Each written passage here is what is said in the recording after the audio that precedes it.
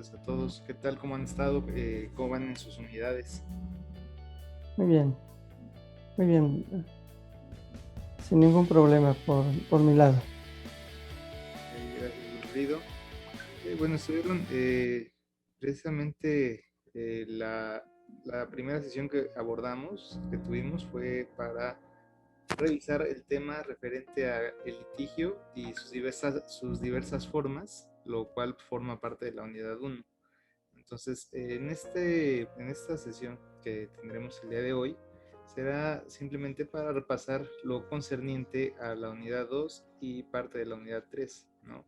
Que es lo que viene contemplado como el marco jurídico del derecho procesal. Nos marca referente a qué es la ciencia del derecho procesal, teoría, una forma de autonomía como ciencia, la ley procesal, cuál es el concepto y la ubicación de esta ley. Y bueno, por último, en la unidad 3 se aborda la cuestión relacionada a la acción procesal, ¿no? ¿Qué comprendemos por acción procesal? ¿Cuál es la naturaleza jurídica de la misma? ¿Qué podríamos entender por una acción colectiva, etcétera, ¿no? Entonces, bueno, me gustaría escuchar, Marilena, ¿cómo está? Hola, muy buenas tardes. Muy bien, dígame. Bien, gracias. ¿Qué entiende usted por la ciencia del derecho procesal?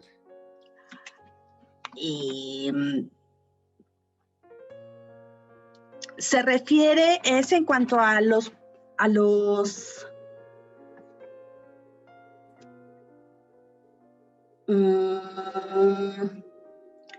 a la organización y el funcionamiento de las instituciones, ¿no?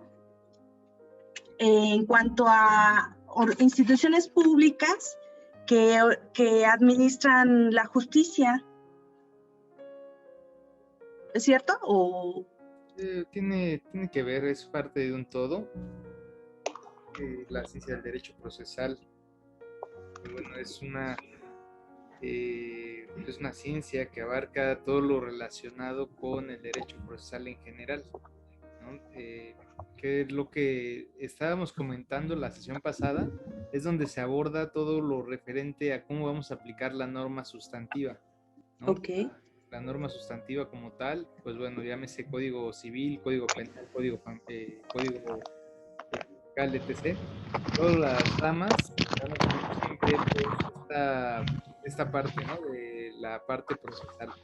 Entonces, la ciencia del derecho procesal es lo que nos va a aportar o nos va a ayudar a la aplicación del derecho en sí, ¿no? Ok, muchas gracias. ¿No? ¿De qué usted, Marilena? Wilfrido, ¿qué entiende usted por derecho procesal? Bien, yo lo entiendo como aquel en el cual tiene que ver con todo lo enmarcado dentro del derecho público. Tal vez el conjunto de normas que regulan los procesos de creación y aplicación del derecho. Eso podría ser. Bueno, bien, gracias. Alfredo, ¿me escucha? A ver, voy.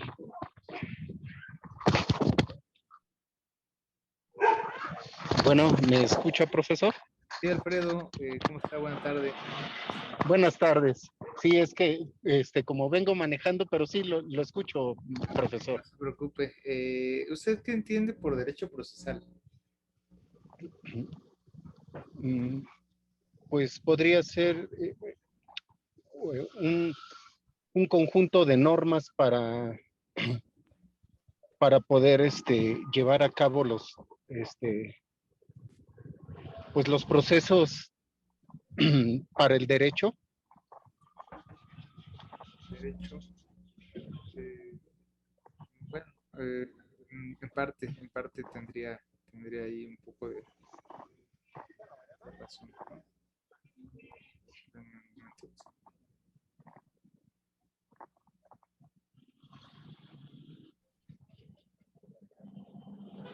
Bien. Gracias, Alfredo. Osvaldo, ¿cómo está? Buena tarde. ¿Qué tal, profesor? Buenas tardes. Igualmente, el derecho procesal, ¿cómo lo podría entender? Bien, yo lo entiendo como un conjunto de normas y aparte de principios que regulan los procesos eh, jurisdiccionales que se llevan en todas las demás ramas del derecho y además también puede incluirse también la competencia de los órganos del Estado que intervienen en esos mismos procesos. Ok, correcto. Muy bien, Osvaldo. Pues bueno, esto lo viene ahí en sus lecturas, que es lo que señala Ovalle Favela incluso en el libro de Teoría General del Proceso, ¿no? ¿A qué se refiere el derecho procesal? Entonces, ese conjunto de normas que van a regular el proceso jurisdiccional, ¿no? Principalmente.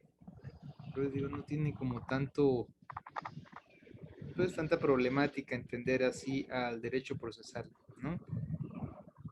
Valdemar, ¿cómo está? Muy buena tarde. Hola, profesor. Buenas tardes. Bien, gracias. Bien. ¿Qué, eh, ¿Qué tipo de normas regulan la estructura de los organismos públicos?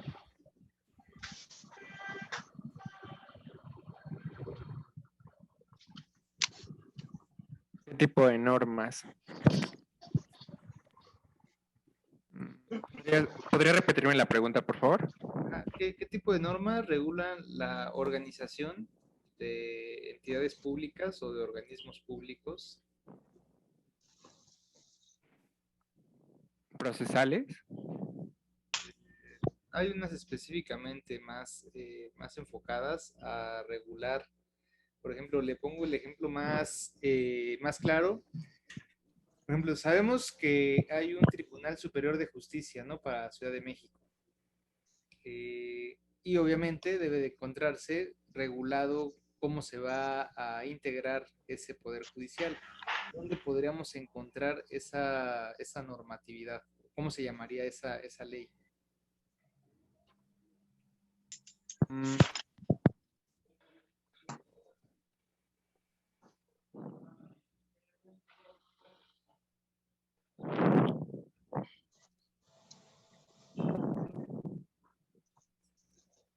¿Ok? No, se me fue el nombre, disculpe.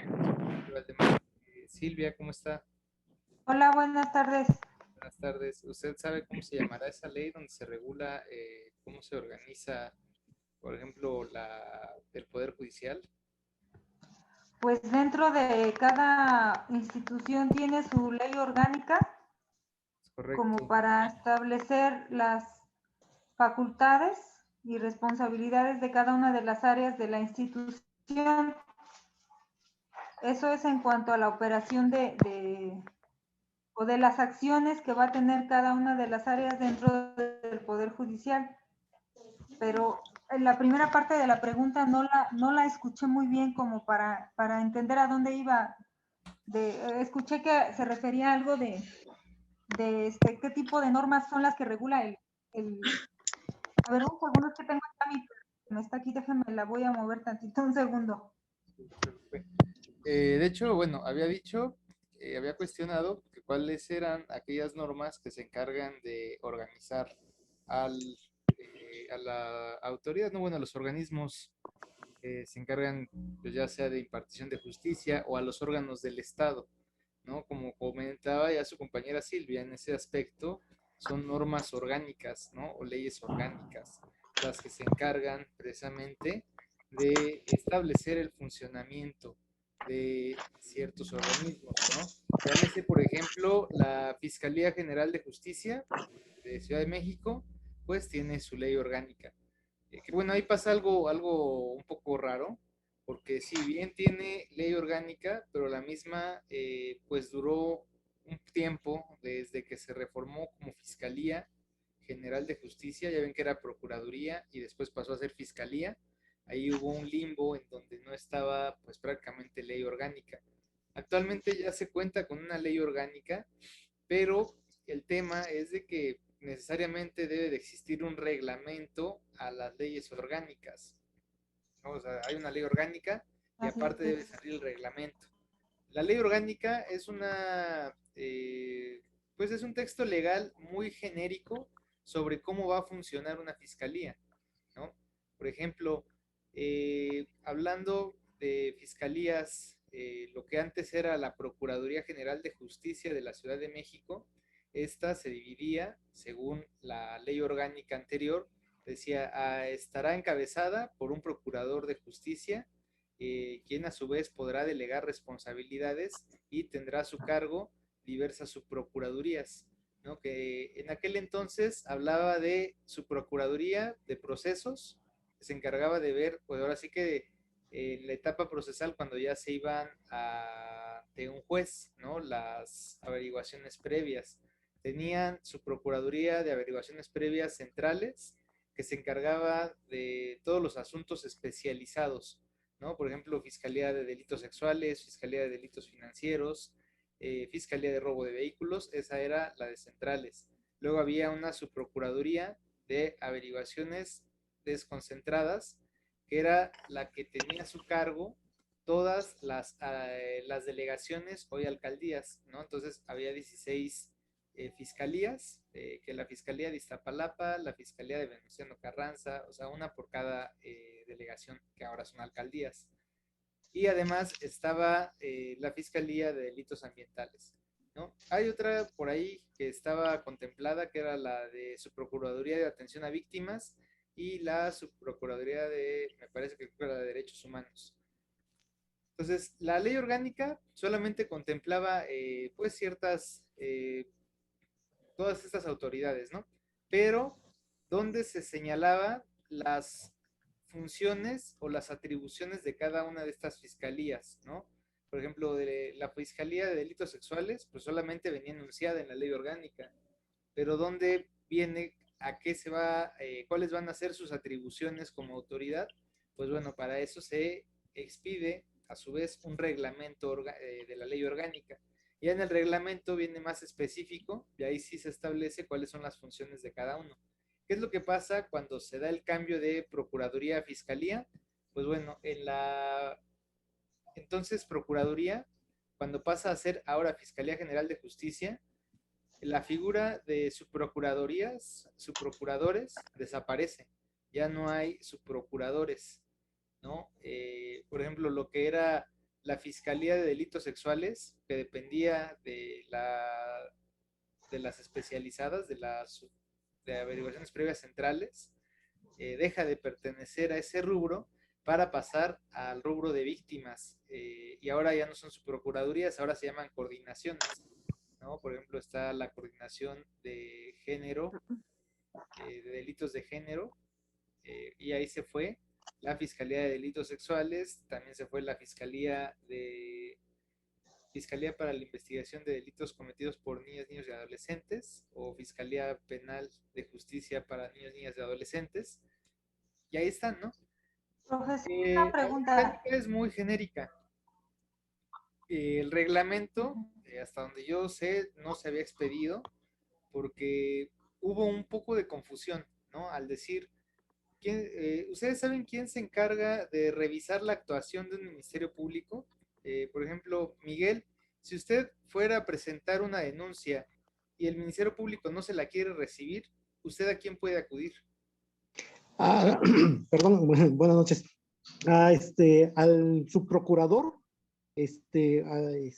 regional o en este caso directamente al procurador del estado de Santana. Okay. ¿En dónde vive usted? En Oaxaca. Ok. Tengo entendido que también, bueno, allá la Fiscalía de Oaxaca, porque eso es un común denominador para todas las fiscalías de todo el país, porque curiosamente se basan en la ley orgánica de la Fiscalía General de la República, ¿no? Porque pues, eso es federal, pues de ahí muchas fiscalías toman el modelo y lo copian, ¿no? Por así decirlo. Entonces, es correcto lo que dice Miguel, pero se pueden agotar otras vías a la par, ¿no? Con lo que se llaman los órganos internos de control. Hay órganos internos de control a los cuales se pueden acudir cuando existen ciertas irregularidades por parte de la autoridad. ¿Cómo se llaman estos órganos internos? Pues bueno, reciben un nombre específicamente, dependiendo de la fiscalía. Bueno, ahí tendríamos que atender a su ley orgánica. Profe, una pregunta. ¿Sí? Una pregunta. ¿Qué pasa, por ejemplo, si, por ejemplo, en este caso que cambia de Procuraduría a Fiscalía y que debiera de cambiar, de emitirse un nuevo reglamento interior? En cualquier caso, así cuando se crea una nueva área con nuevas funciones o que pasa a ser una institución con un carácter diferente, ¿y qué pasa si se demoran en la expedición del reglamento anterior nuevo? Bien, mire, de hecho iba para allá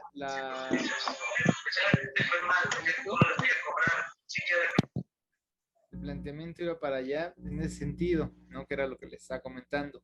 Que les decía, por ejemplo, el órgano interno, órganos internos de control, hay fiscalías que les llaman Fiscalía de Asuntos Internos o visitadurías, ¿no? Depende. En el caso, digo, yo me permito ponerles el ejemplo de la Ciudad de México, porque pues, es algo que pasó recientemente. No existía como tal el reglamento de la ley orgánica y crearon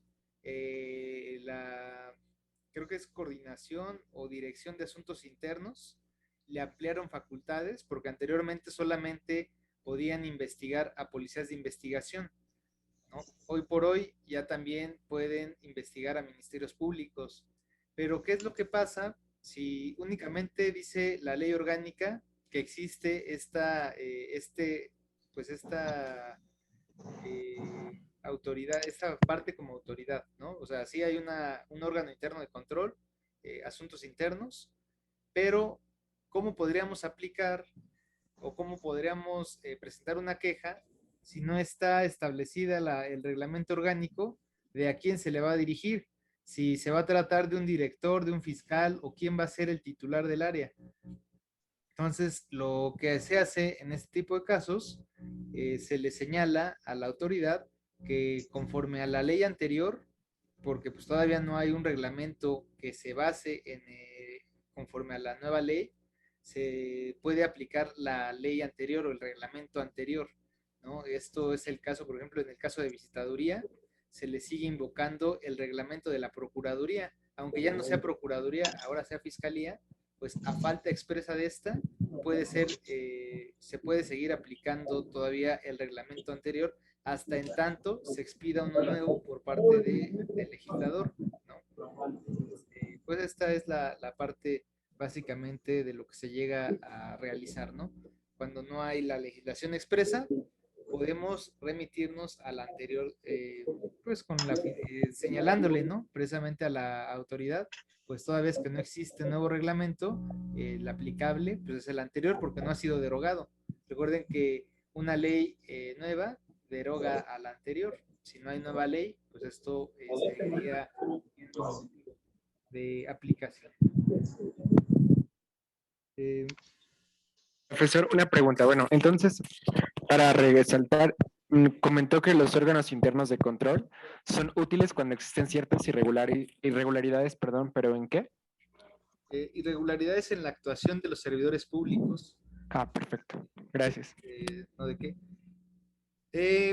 Y estos órganos internos de control no solamente se encargan de ver la actuación, ¿no? Por ejemplo, si el Ministerio Público o algún funcionario, llámese un actuario o incluso hasta jueces, ¿no? Que a pesar que, bueno, ya el Poder Judicial, para el tema del Poder Judicial, existe lo que se llama Consejo de la Judicatura, ¿no? De cada estado.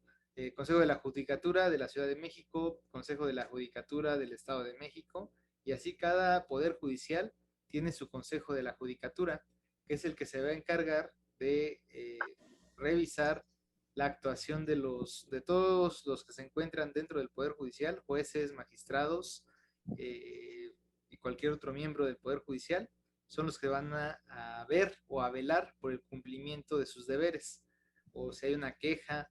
Digo, esas son algunas atribuciones, tienen muchas más, pero principalmente son esas cuando digan, bueno, es que el juez está, pues yo lo veo como que no está siendo muy imparcial, pues bueno, voy y me quejo ante el Consejo de la Judicatura, ¿no? En Poder Judicial Federal, pues está el Consejo de la Judicatura Federal. Para el tema de, por ejemplo, ministerios públicos, funcionarios en alcaldías o cualquier otro tipo de funcionario que dependa del ejecutivo local, están lo que se llaman las contralorías, ¿no? Las contralorías, bueno, se van a encargar de gestionar la correcta actuación del servidor público conforme a sus funciones y además tienen funciones fiscalizadoras, es decir, se encargan de revisar cómo van erogándose el presupuesto interno de cada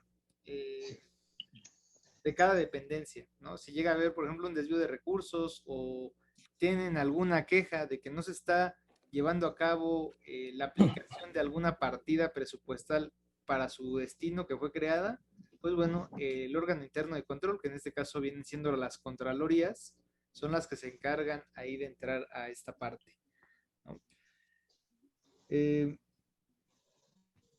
Bueno, en el tema de la unidad 2 tenemos lo que es la ley procesal, ¿no? Nos trae varios conceptos, desde su ubicación de la ley procesal, cuáles son sus características, entre otras. Archivo.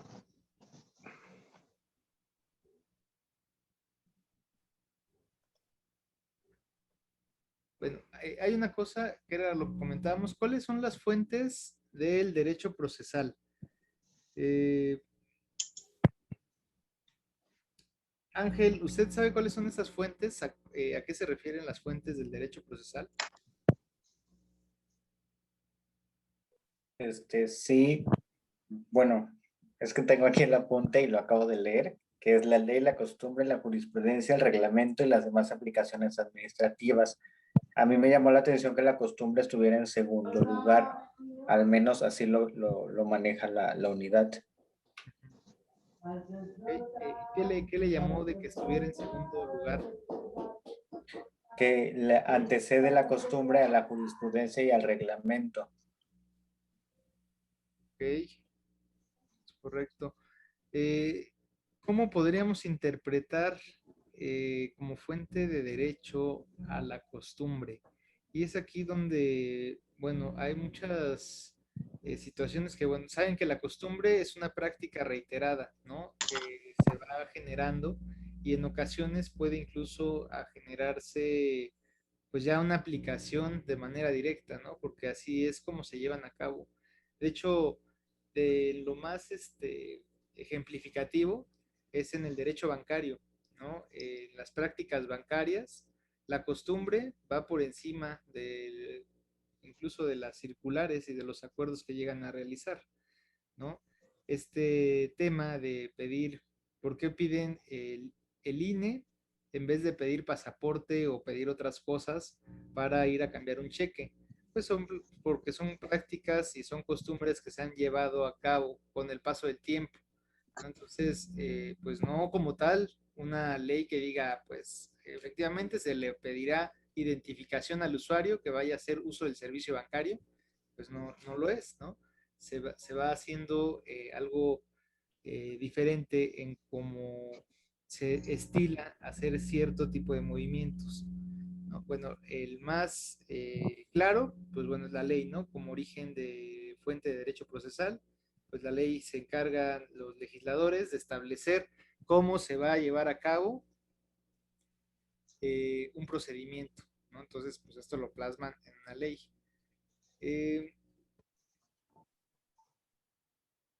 Diana, ¿me escucha? Sí, sí, profesor. Bien, ¿me puede comentar, igual como acorde a las fuentes de derecho procesal, qué entiende por la jurisprudencia?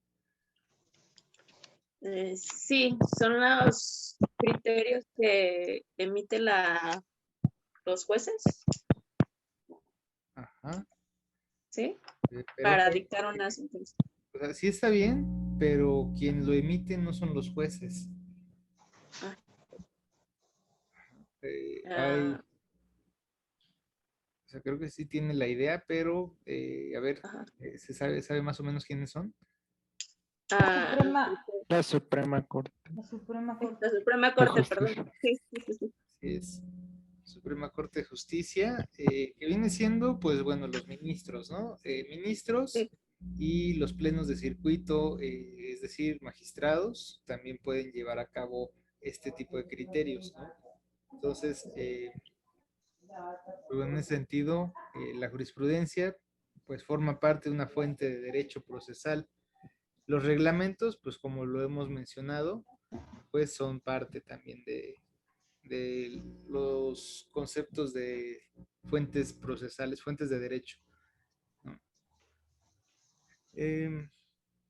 Los reglamentos yo lo entendí como que era parte de la legislación, ¿no? Estamos hablando del paquete de normas, leyes, reglamentos y todo eso, ¿no? Ajá, sí, Como nada es que la unidad lo maneja como por aparte, ¿no? Pero sí, efectivamente, son leyes, engloba parte, pues podríamos hablar ahí de reglamentos, ¿cómo se llama? Acuerdos circulares, etc. Sin embargo, bueno, aquí lo Ajá, ponen en un punto aparte. Pero sí, efectivamente, ¿no? O ok. sea, podría englobarse dentro de lo mismo. Eh, Faltó algo también ahí como fuente, no, creo que no lo han mencionado, los principios generales de derecho, ¿no? así es. Principios generales del derecho, pero no los menciona, pero pues son importantes, ¿no? Estos principios generales del derecho, que no necesariamente pues son, bueno, vienen más bien a cubrir estos vacíos legales, en donde a falta de una disposición expresa se pueden aplicar los principios generales del derecho. Principalmente esto opera en materia civil, ¿no?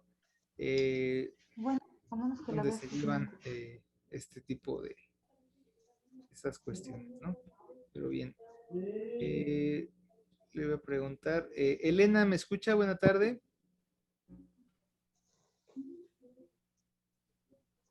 Buenas tardes, maestro. Eh, Hola, ¿cómo está? No, le decía Elena Vicenteño. Ah, ok. Ay, hace rato le respondí, pero dígame. Ok. ¿Qué papel juega la doctrina dentro de nuestro derecho? ¿Sería una fuente histórica? Sí, sería. ¿Y cómo podría definirla? Ah, mm, serían como las antecedentes de todo de leyes anteriores, por ejemplo, de alguna corriente que tenga el derecho, ya sea positivista o yo digo, ¿no? No sé. Okay. Sí, va más o menos por ahí. María Leal. Buenas tardes. Buenas tardes. ¿Algo que pueda complementar respecto de la doctrina? Pues no, es que es lo que entiendo igual, que es como lo que ya ha acontecido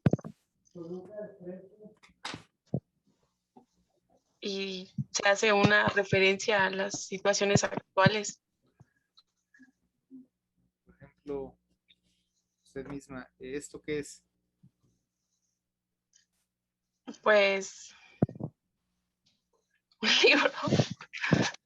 Es un libro, pero voy más enfocado al tema de, es un libro, sí, pero la doctrina surge o emerge de los diferentes criterios que emiten los autores o, pues en este caso, vaya la redundancia, los doctrinarios del derecho, ¿no? Son opiniones neutras que, si bien no son obligatorias, sirven para orientar ciertas posturas, ¿no? Hay veces en las que se puede invocar a la doctrina cuando no hay una disposición expresa en la ley. Se puede invocar la doctrina como criterios orientadores, ¿no? Ya Por ejemplo, perdón, como en las unidades, ¿no? Que nos ponen ahí, que a lo mejor no hay algo que nos deje bien claro lo que nos quiere dar a entender la unidad y se mete lo que son las doctrinas, ¿no? sí, las citas o se cita a tal autor, este autor dice que, bueno, estas son las características del proceso, etc. Entonces, pues eso es parte de lo que va en cuanto a la doctrina, cuál es la importancia que tiene en nuestro derecho. O sea, no es obligatorio, pero es orientador, puede apoyar cuando exista un vacío legal, incluso si no hay una jurisprudencia o un criterio aplicable al caso en concreto, puede ser citada la doctrina, ¿no? Simplemente para una mera orientación. Pero, por ejemplo, yo ya en un, o sea, yo no puedo hacer referencia sobre eso, ¿sí? O sea, no me lo aceptaría un juez. O sea, yo me lo orientaría como para poder armar mi caso. Puede mencionar, pero adelante le voy a escuchar a alguien, ¿va a decir algo? Es que, bueno, yo creo que eso no depende de uno mismo, ¿no? Sino, bueno, obviamente que nosotros ya teniendo mayor conocimiento podemos darnos cuenta de si podemos hacer uso de la doctrina o no, pero el mismo juez es quien daría pauta a eso, ¿no? Porque él mismo diría, esto no está regulado en la ley adjetiva posiblemente. Exacto, exacto. Y si no hay algún criterio que aplique, pues bueno, se puede citar. Muchas veces cuando llegan a plantear sus demandas, o pues sí, más bien son demandas, porque en el ámbito penal no me ha tocado pues aplicar doctrina, ¿no? Pero en ámbito civil, pues sí llegan a citarlas, ¿no? Citan la tesis, citan la ley y le meten todavía doctrina para complementar, ¿no? Entonces, eso lo vería más enfocado en ese sentido, ¿no? No tanto como que, bueno, lo ideal es que vaya robustecido lo que se presente, ¿no? Tesis, ley y doctrina. Pero si solamente invocamos doctrina, pues va a ser muy difícil que el juez nos diga, pues sí, te doy la razón, ¿no? O sea, pues va a decir, oye, pues sí, muy bonito lo que dice Bejarano Sánchez o lo que dice Ovalle Favela, pero la ley dice esto y no podemos suplir lo que dice la ley con la doctrina. Entonces, eso son de los puntos importantes que ustedes en su futuro, cuando lleguen allá a tener su título y ejerzan, hagan en la medida de lo posible, independientemente de la materia en la que se dediquen, que citen todas estas, pues que citen la ley, los incluso tratados, criterios doctrinarios para robustecer sus peticiones, ¿no? Esto les va a dar un plus a ustedes como abogados, no nada más decirle, pues es que el artículo tal dice esto.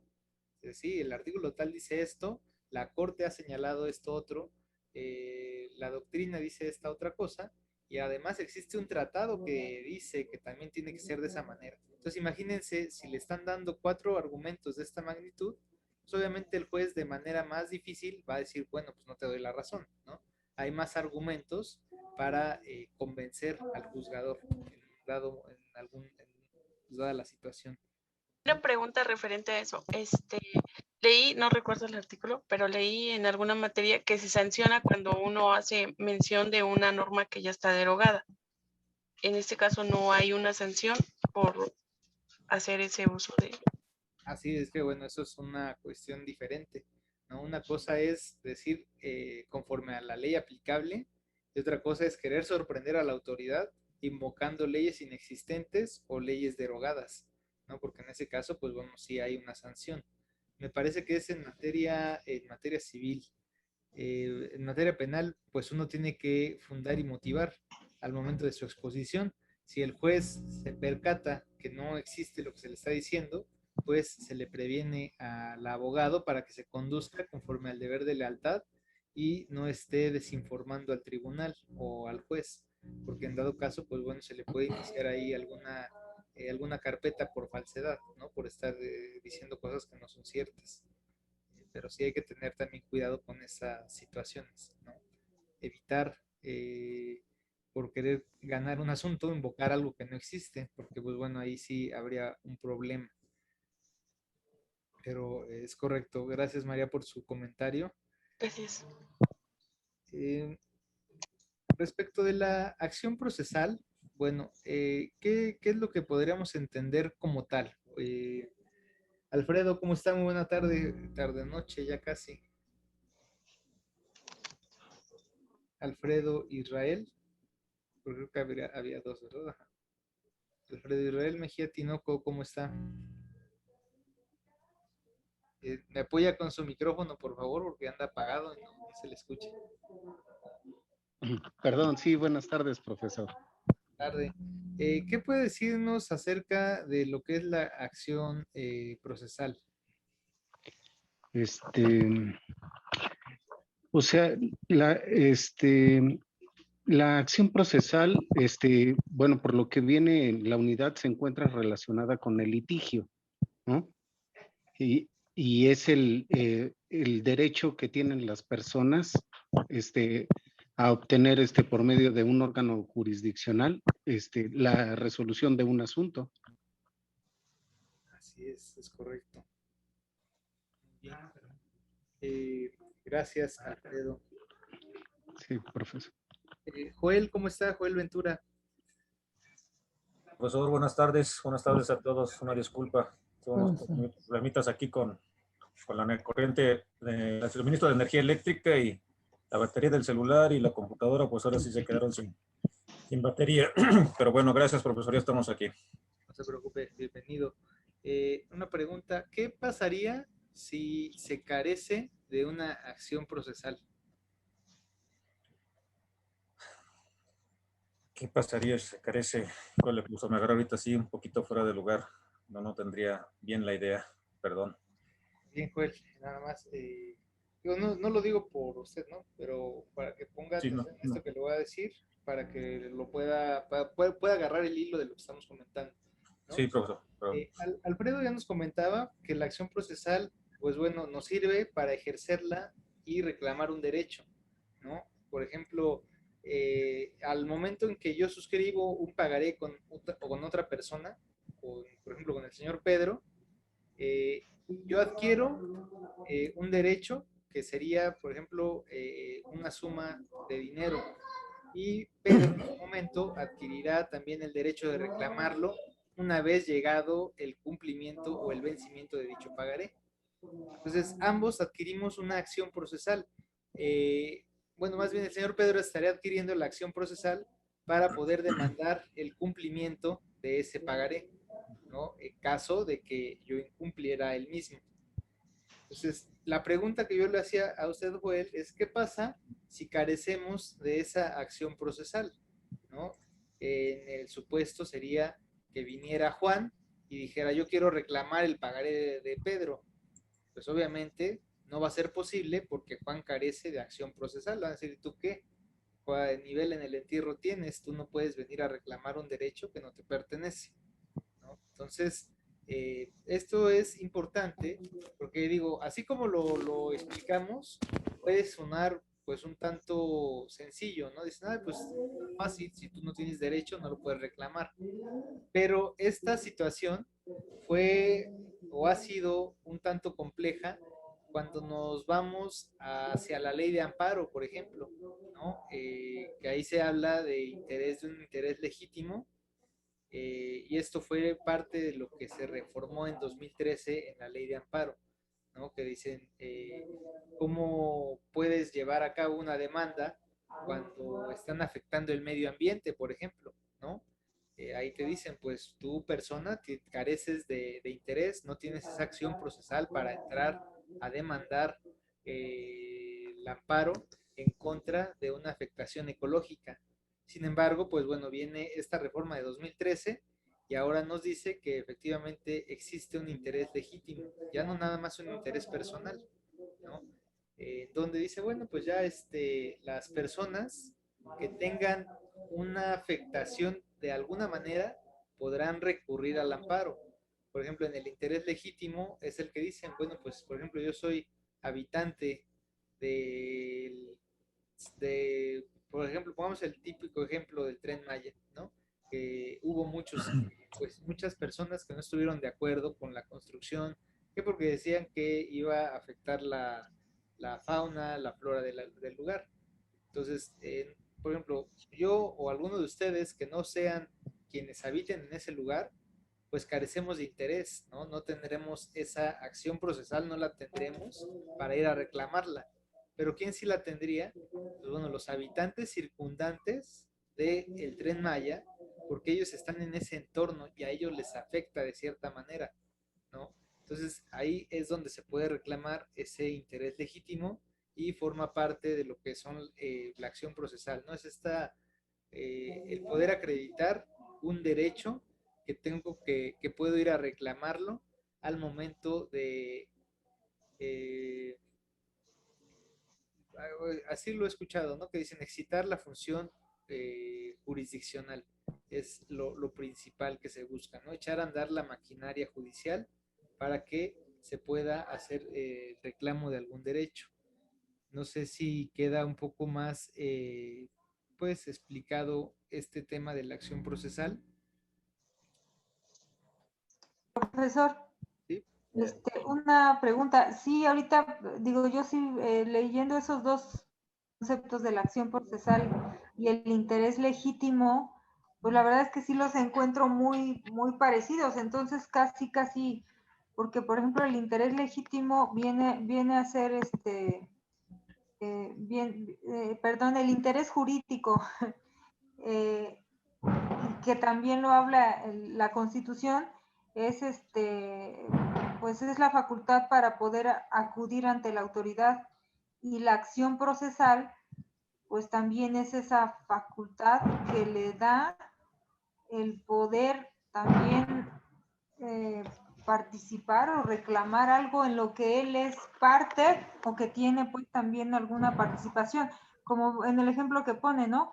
No puede llegar un tercero que no firmó, que no está entre las partes del pagaré a querer realizar el cobro, ¿no? Entonces, como para entender así en palabras más claras, ¿qué diferencia hay entre el interés y la acción procesal? Porque nos llevan a lo mismo, pues.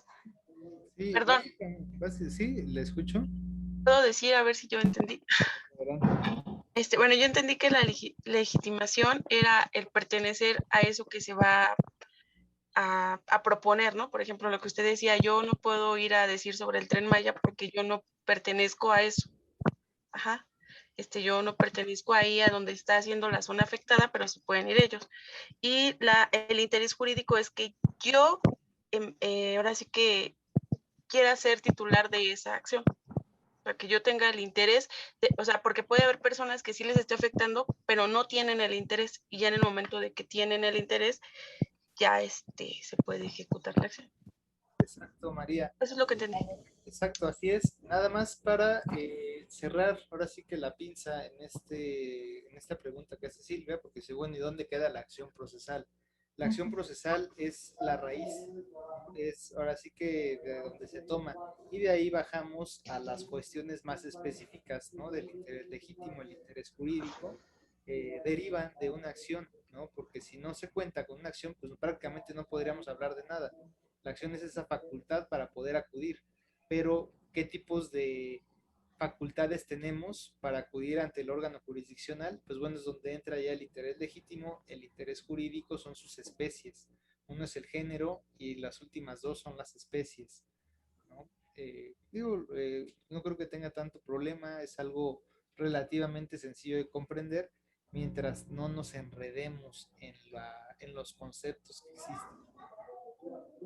Profe, yo tengo una duda buenas noches, perdón, respecto al caso que comentaba.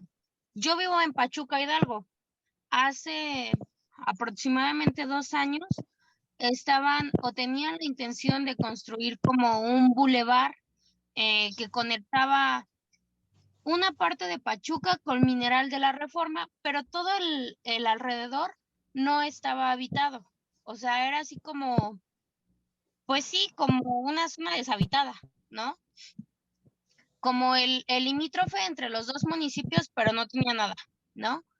Había una hilera de árboles en la carretera, pues antigua, se podría decir así, y pues la intención era que quitaran todos los árboles para que se hiciera un bulevar, ¿no?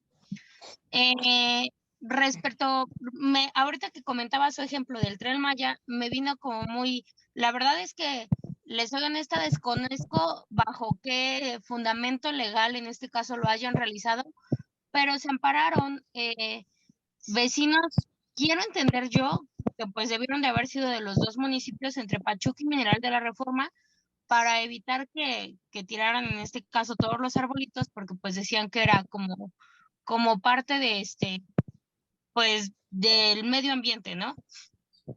Mi pregunta va relacionada justo a lo que usted comentaba, que decía que pues la legitimación en este caso sería que viviéramos como alrededor de ahí, pero en este caso que no había nada alrededor, la legitimación se da solamente por el hecho de pertenecer al municipio en este caso. Pues sí podría ser, siempre y cuando se argumente qué tipo de afectación se está viviendo. Y esto viene acompañado de la reforma que hubo, que les he comentado, incluso por los derechos humanos, en atención a los de tercera y algunos que dicen de cuarta generación, ¿no?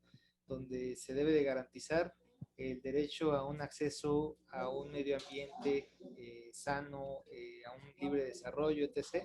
Por eso es que ya se otorgan este tipo de acciones, ¿no? O sea, dice, bueno, pues sí, efectivamente, como tienes un derecho a un medio ambiente y este tipo de acciones atentan contra el mismo, pues puedes proceder promoviendo tu amparo respectivo y la autoridad pues le puede dar entrada en el momento dado. Pero esos son los pasos o el tipo de fundamento en el que descansa este tipo de acciones procesales. Muchas gracias, profe. A ver, que usted. Dalia, ¿cómo están? Buenas tardes, ¿me escucha?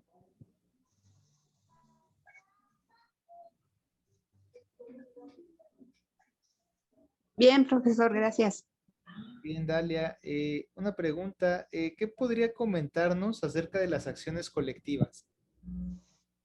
Que son acciones que permiten a los sindicatos, bueno, por así decirlo, apoyar a ese grupo, a esos gremios.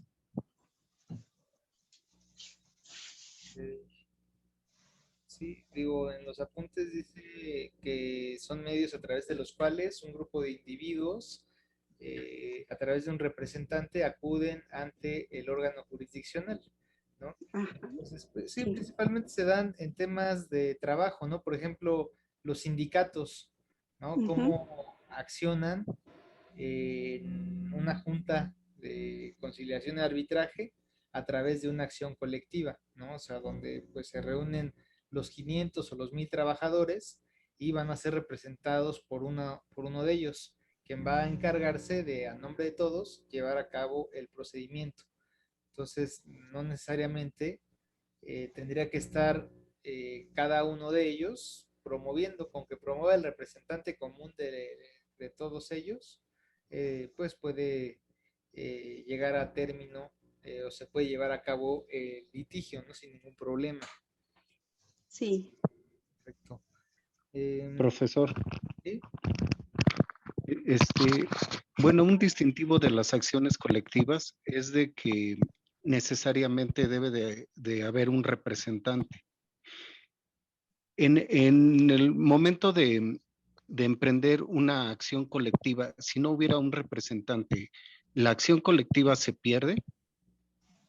No, de hecho, cuando se presenta este tipo de acciones, si no está el representante común, la autoridad puede prevenir con la finalidad de que se pongan de acuerdo y ellos mismos nombren a quién va a fungir como representante común de todos, ¿no? Pues, ¿qué le dicen fundamento por economía procesal? Porque sería absurdo tener 1000 escritos en el mismo sentido, firmados por cada uno de los trabajadores. Luego entonces, dice, pues para evitar estas situaciones, nómbrenme a uno común y de ahí nos vamos, ¿no? Eso es lo que llega a suceder en este tipo de casos. Muchas gracias, profesor. Adelante, lo escucho. Gracias, profesor. En este caso de la de la actividad que tuvimos, de la actividad de la unidad 3, yo entendí que la acción declarativa pura que hacía la representante del grupo, que eran dos, pienso que era por medio presentó el contrato o fue por bilateralidad, o sea, el principio de bilateralidad. ¿Cuáles son los dos objetivos que en este caso se determinaban? Porque en la unidad la desarrollé, pero me quedó la duda del principio de bilateralidad y lo que se le llamaría acción declarativa pura. Esto está en la unidad, es de la unidad 3, ¿verdad? Sí, la unidad 3. Luego, son varias unidades que yo no los he calificado todavía. Espero calificarlos en estos días próximamente. Pero, a ver, esto.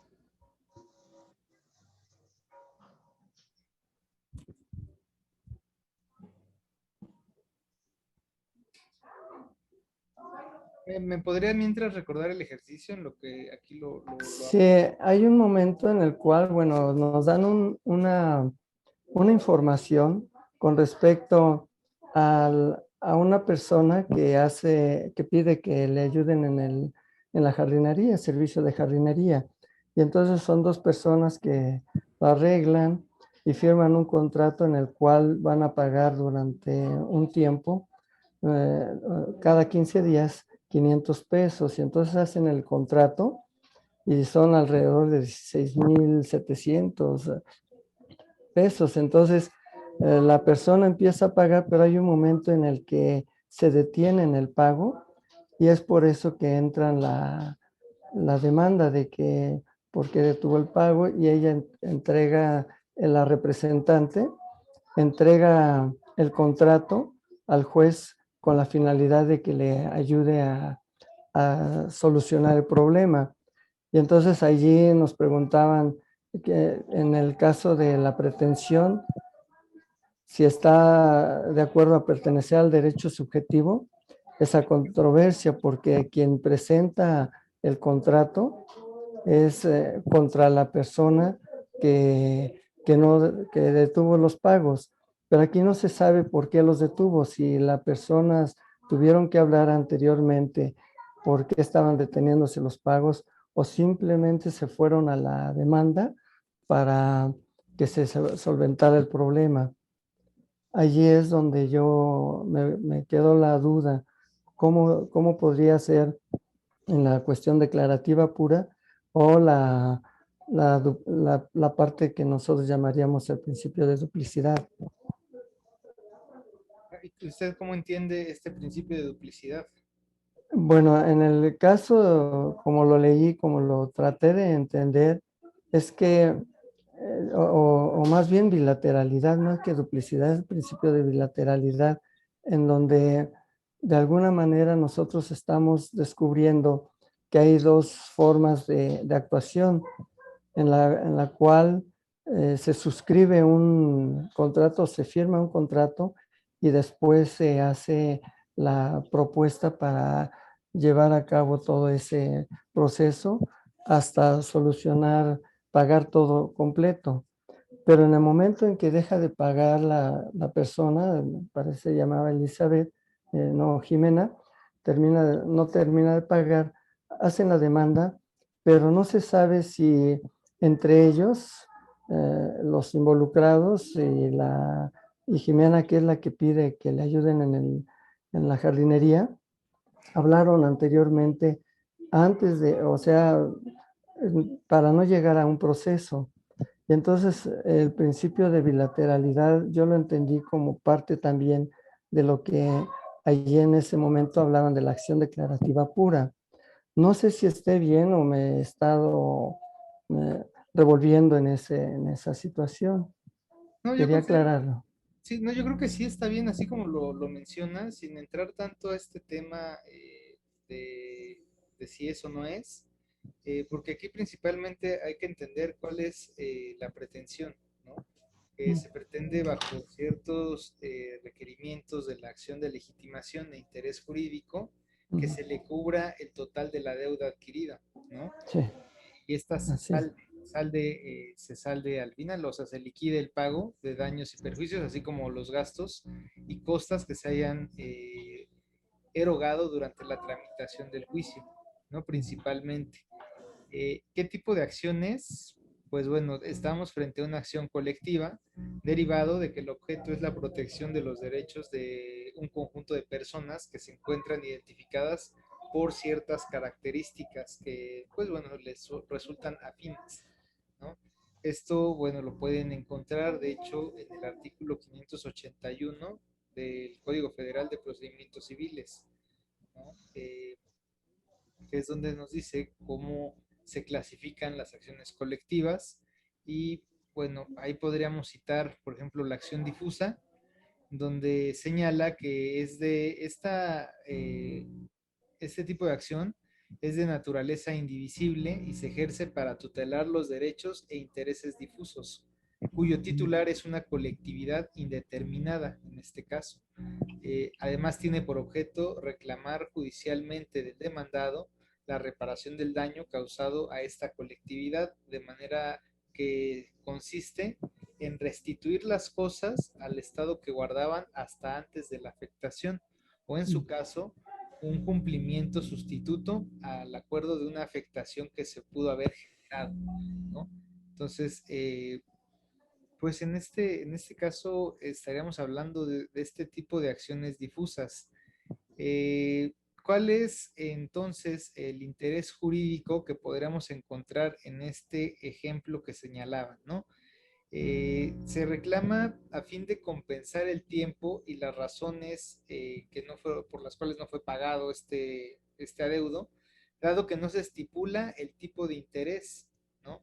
Y esto, bueno, con base en el propio código, el Código Civil, que señala que el interés legal es del 9%, me parece 9% anual, ¿no? Entonces, pues bueno, aquí ese interés jurídico pues va a surgir de ese acto contractual que se generó entre ellos, ¿no?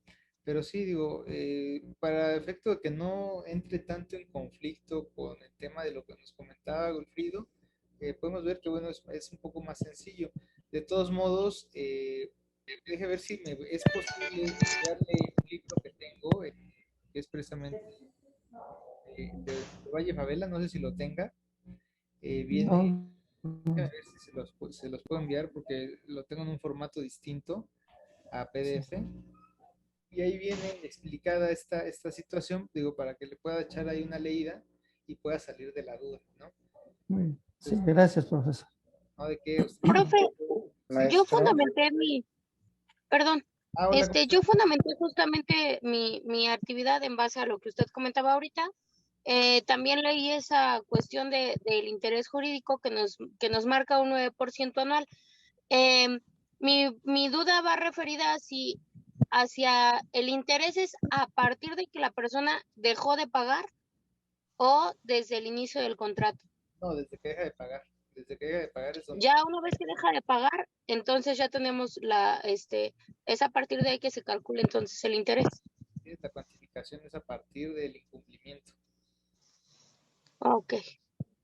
Profesor, muchas una gracias. pregunta. ¿Dónde es que dijo que está establecido lo del interés del 9%? ¿Dónde lo podemos buscar? Está en el Código Civil Federal, el artículo es el 2395. 2395 del Código Civil Federal. Ok. Gracias. Bueno, pues bueno, está interesante, está entretenido, digo, no tiene tanta complicación, me parece que han estado al pendiente y van bien en sus actividades, no escucho que haya tantas complicaciones para llevar a cabo la Maestro. Sí, Ángel, adelante. Es solamente una pregunta rapidísimo. La demanda, la denuncia y la querella, las tres son acciones, ¿es correcto? Sí. Ok, ¿me podría apoyar? Es que lo quiero llevar como un caso práctico, todo esto de las acciones, a a esclarecer un poquito estas tres diferencias.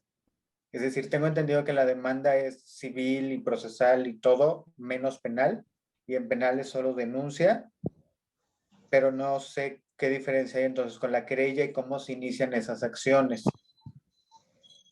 Ok, señala, y ojo, aquí para todos es importante que lo tengan, ¿no? Diferencia entre, ¿cómo se llama? Espérenme. Demanda, denuncia, querella. Perdón, es que tengo aquí los otros chats de los otros grupos, ya están ahí dando lata que quieren ya iniciar la siguiente sesión, pero ahorita vamos ahí. Demanda, denuncia y querella son tres términos, forman parte de las acciones procesales, pero es importante que sepan diferenciar. Demanda es del ámbito civil, ¿no? Y esa la pueden ejercitar una vez que vean vulnerado algún derecho. Por ejemplo, cuando alguien no les paga un documento, un pagaré, tendrán la facultad de demandarlo. Que quieren el divorcio de su pareja, bueno, tienen la facultad de demandarles el divorcio. Eso es únicamente para el ámbito civil. Para el ámbito penal entramos a lo que es la denuncia y la querella. Bueno, la denuncia es aquella que se realiza por la comisión de un hecho delictivo. La puede realizar cualquier persona. Por ejemplo, que yo veo que mataron a mi vecino, puedo ir ante el Ministerio Público y presentar mi denuncia, porque tengo conocimiento de un hecho delictuoso o de un ilícito. Cualquiera puede ir. Diferente a la querella. La querella se realiza por hechos propios. Cuando yo resiento una afectación en mi esfera jurídica, se puede llevar a cabo una querella. Por ejemplo, digo, ahorita hubo una reforma que todavía no entra a... Necesitan adecuarla conforme al sistema de cada estado. Pero dicen, la violencia familiar, según ahora ya se persigue de oficio.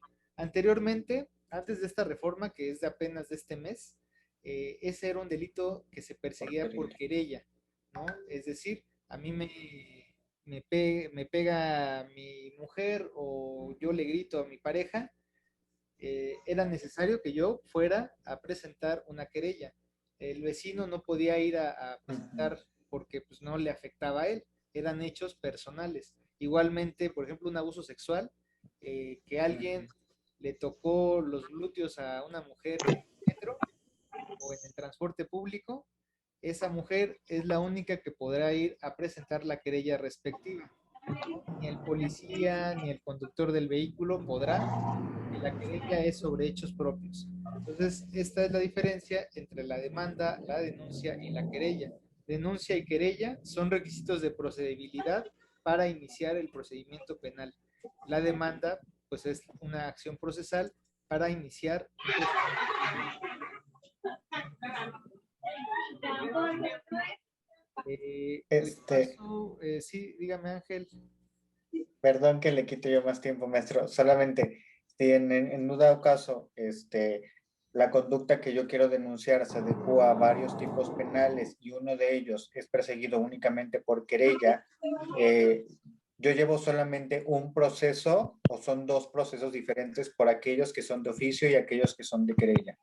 Deben llevar diferentes, deben de hacerse diferentes porque no se puede investigar todo con una misma denuncia.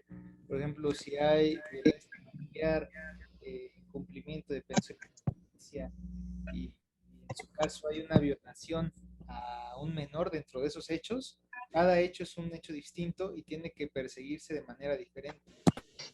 La denuncia de ella y son es una carpeta por cada hecho, ¿no? O sea, no se puede meter todo en una misma. O en caso de que se llegue a meter en la misma carpeta, se tendrá que separar o se tendrá que generar un desglose. Todo ante Ministerio Público. Así es. Ya el Ministerio Público determinará si se va de lo familiar o si tiene que dar alguna vista. Pues bueno, ya le dirá al usuario, ¿no? O sea, bueno, esto no procede, pues esto vaya de lo familiar. Pero bueno, esto es así. Gracias. Buenas noches. Bueno, entonces, creo que ya se metieron varios del otro ¿Qué pasó? Denme, ya nada más Profesor. déjenles paso asistencia rápido para iniciar la clase siguiente. Y bueno, quien quiera quedarse, con mucho gusto puede quedarse, y quien no, pues bueno, ya se puede retirar una vez que haya pasado asistencia, ¿vale?